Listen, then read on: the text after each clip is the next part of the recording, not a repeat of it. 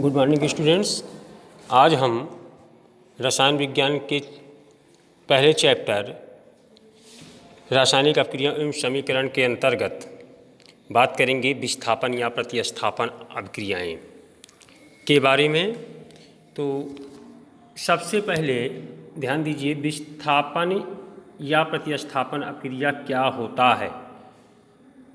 वह रासायनिक अपक्रिया जिसमें अधिक क्रियाशील तत्व कम क्रियाशील तत्व के यौगिक से उस तत्व के परमाणु को विस्थापित कर स्वयं उसका स्थान ग्रहण कर लेते हैं।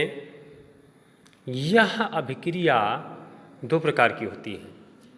नंबर एक, एकल विस्थापन अपक्रियाएं। एकल विस्थापन अपक्रिया किसे कहते हैं? आयरन कॉपर से अधिक क्रियाशील होने के कारण कॉपर को कॉपर सल्फेट के विलयन से विस्थापित कर देता है। जैसे Fe आयरन है, CuSO4 कॉपर सल्फेट का विलयन है। तो विद्युत रासायनिक श्रेणी में आयरन का स्थान कॉपर से ऊपर है, इसलिए कॉपर सल्फेट के विलयन से आयरन क्या कर रहा है? कॉपर को विस्थापित कर रहा है। तो कॉपर अलग हो जा रहा है, बच रहा है आयरन सल्फेट यानी FeSO4। नंबर दो, उभय अपघटन अपक्रियाएं। वे रासायनिक अपक्रियाएं जिनमें अभिकारकों के मध्य आयनों का आदान प्रदान होता है, उभय अपघटन अभिक्रियाएं कहलाती हैं। इन्हें द्विविस्थापन अभिक्रिया भी कहते हैं। जैसे सोडियम सल्फेट Na2SO4 तथा बेरियम क्लोराइड BaCl2 के विलयनों को मिलाने पर उनके आयनों के विनिमय के फलस्वरूप बेरियम सल्फेट BaSO4 तथा सोडियम क्लोराइड बनता है। ध्यान दीजिएगा, Na2SO4 plus BaCl2 barium sulphate और Na2SO4 सोडियम सल्फेट, ये बनेगा बेरियम सल्फेट का सफ़ेद अवक्षेप BaSO4 का और NaCl सोडियम क्लोराइड बचता है। अब नेक्स्ट अपक्रिया की हम बात करेंगे ऑक्सीकरण तथा अपचयन अभिक्रियाएं। तो सबसे पहले हम इसके अंतर्गत बात करेंगे कि ऑक्सीकरण अपक्रिया क्या होती है। तो ऑक्सीकरण वह प्रक्रम है जिसमें ऑक्सीजन का योग होता है, अर्थात ऑक्सीजन जुड़ती है। ऑक्सीकरण की प्रक्रिया में हाइड्रोजन की कमी होती है। जैसे Na एक इलेक्ट्रॉन त्याग कर Na+ में कन्वर्ट होता है। इसी प्रकार Cu प्लस O2 बनाएगा CuO, SnCl2 प्लस Cl2 बनाएगा SnCl4। अगला है अपचयन अपक्रिया। अपचयन अपक्रिया क्या है? अपचयन वह प्रक्रम है जिसमें ऑक्सीजन की कमी होती है और हाइड्रोजन का योग होता है। इस प्रक्रिया में विद्युत ऋणात्मक तत्व की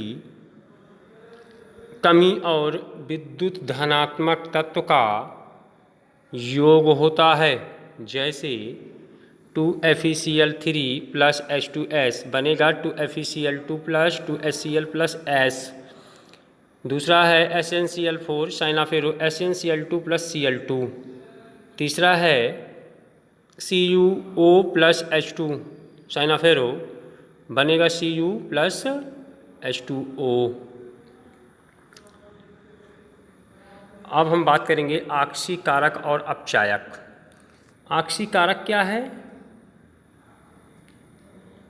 वे पदार्थ जो दूसरे पदार्थों को ऑक्सीकृत कर देते हैं तथा क्रिया में स्वयं अपचयित हो जाते हैं, ऑक्सीकारक कहलाते हैं। जैसे potassium bromide 2KBr plus Cl2 साइनाफेरो बनेगा पोटेशियम क्लोराइड और ब्रोमीन।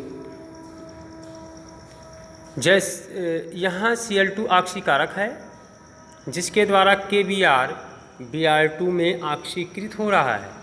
दूसरा है अपचायक के अपचायक क्या होता है? वे पदार्थ जो दूसरे पदार्थों का अपचयन कर देते हैं तथा क्रिया में स्वयं ऑक्सीकृत हो जाते हैं, अपचायक कहलाते हैं। जैसे H2S यानी हाइड्रोजन सल्फाइड और हाइड्रोजन आदि। जैसे उदाहरण देख लीजिए, 2HgCl2 मर्क्यूरी क्लोराइड है प्लस SnCl2 बनेगा मर्क्यूरस क्लोराइड Hg2Cl2 और बचेगा स्टैनिक क्लोराइड। स्टेनस क्लोराइड का स्टैनिक क्लोराइड में ऑक्सीकरण एवं मर्क्यूरिक क्लोराइड का मर्क्यूरस क्लोराइड में अपचयन हो रहा है, अतः यहाँ Cl2 अपचायक है। अब नेक्स्ट अपक्रिया की बात करेंगे हम, ऑक्सीकरण अपचयन अपक्रिया, जिसे हम रेडॉक्स अपक्रिया के नाम से जानते हैं। तो अब रेडॉक्स अपक्रिया किसे कहते हैं? ऐसी रासायनिक अभिक्रिया जिनमें ऑक्सीकरण तथा अपचयन प्रक्रिया एक साथ एक ही समय पर घटित होती है, ऑक्सीकरण अपचयन अपक्रिया या रेडॉक्स अपक्रियाएँ कहलाती हैं। जैसे Cu प्लस H2 साइनाफेरो, ये रुक ऊपर गर्म लिखा है, जो डेल्टा का निशान बनता है ये गर्म का प्रतीक होता है, प्लस Cu प्लस H2O बनता है। तो यहाँ CuO का अपचयन Cu में हो रहा है और H2 का ऑक्सीकरण H2O में हो रहा है। नेक्स्ट बात करेंगे दैनिक जीवन में ऑक्सीकरण अपक्रियाओं के प्रभाव। सबसे पहले इसके अंतर्गत हम बात करेंगे विकृत गंधिता क्या होता है। तो तेल व वसा युक्त खाद्य पदार्थों को अधिक लंबे समय तक रखने पर उनके स्वाद व गंध का बदल जाना विकृत गंधिता कहलाता है। विकृत गंधिता को निम्न विधियों द्वारा रोका जा सकता है। नंबर 1, निम्न ताप पर पके हुए खाने का प्रशीतन करके। नंबर 2, खाद्य पदार्थों को वायुरोधी पात्रों में रखकर। नंबर 3, खाद्य पदार्थों तथा पके हुए भोजन को सीधे सूर्य के प्रकाश के संपर्क से बचाकर। अब अगला बात करेंगे हम संक्षारण क्या है। तो संक्षारण किसे कहते हैं? जिस अभिक्रिया में धातु वायु की ऑक्सीजन, नमी या अन्य रसायनों से मंद अभिक्रिया द्वारा धीरे धीरे नष्ट होती रहती है या नष्ट होती जाती है, उसे संक्षारण कहते हैं। जैसे लोहे पर जंग लगना, चांदी के आभूषणों पर काली परत का जमना आदि।